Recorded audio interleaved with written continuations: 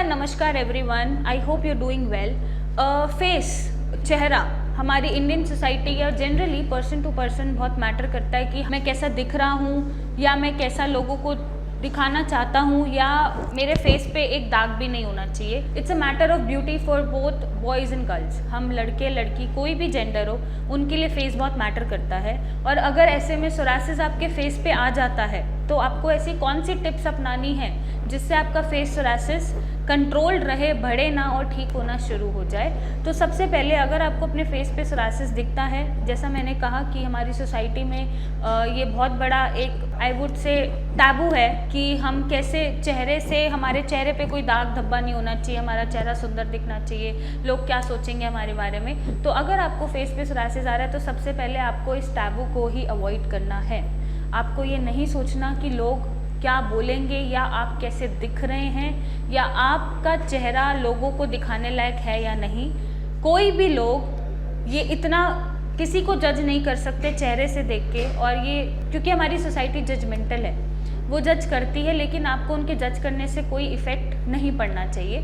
तो ये जो टैबू है, पहले तो आपको इसको ही अवॉइड करना पड़ेगा कि आप कैसे दिख रहे हैं। आप जैसे भी हैं अपने आप में संपूर्ण हैं, सुंदर हैं, ब्यूटीफुल हैं। तो आपको टेंशन फ्री रहना है। पहली चीज़ ये करनी है अपने फेस सोरासिस को ठीक करने के लिए, काम रहना है, टेक इट ईजी। जैसे और बॉडी पार्ट्स हैं वैसे ही आपका फेस है, जैसे और बॉडी पार्ट्स पे आप सोरासिस को टैकल करते हैं वैसे ही आप फेस पे भी सोरासिस को टैकल करेंगे।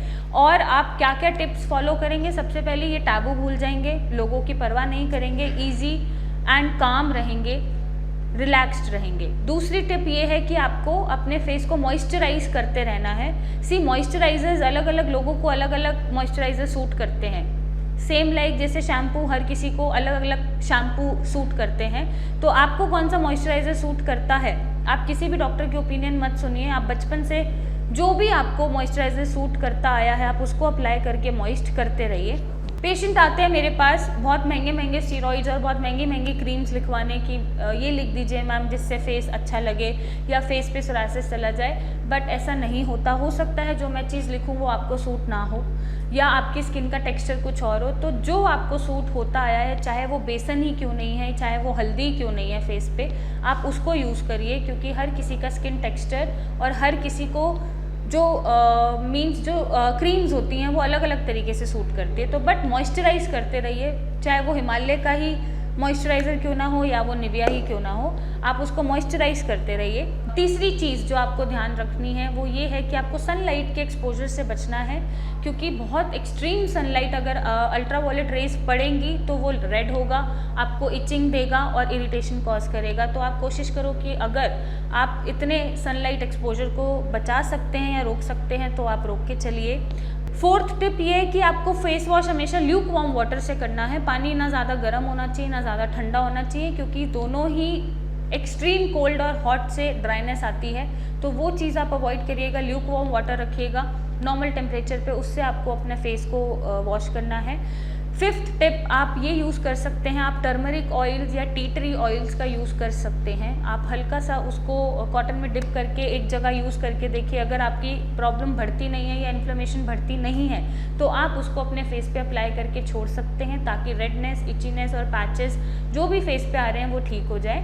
नेक्स्ट टिप आपको ये फॉलो करनी है कि अगर आपकी मेडिकेशन में ब्लड प्योरीफायर्स नहीं चल रहे हैं तो आप कोई भी ब्लड प्योरीफायर पी सकते हैं, जैसे साफ़ी है या चिरायता है, नीम है, कुटकी है। आप इसको पी के भी अपने कॉम्प्लेक्शन को या फेस पे सोरासिस को ठीक कर सकते हैं। नेक्स्ट टिप, आपको विटामिन ई ऑयल के कैप्सूल्स आते हैं, उसमें से आप विटामिन ई निकाल के ऑयल फॉर्म में अपने फेस पे अप्लाई कर सकते हैं, ताकि आपका फेस मॉइस्ट रहे, ड्राई ना रहे और सोरासिस आपका कम होने लग जाए। और जो आपको फेस पे एक चार्म चाहिए, जो भी फेस पे एक ब्यूटीफुल लुक चाहिए, वो आपको मिल जाए।